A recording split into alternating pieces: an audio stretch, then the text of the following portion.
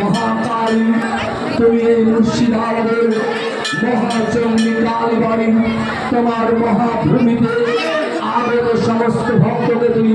মনোবাঞ্ছা পূর্ণ করো এবং তোমার নামে যারা জয়ধ্বনি দিচ্ছে তাদের প্রত্যেককে তুমি সুস্থ শরীর এবং সুস্থ মস্তিষ্ক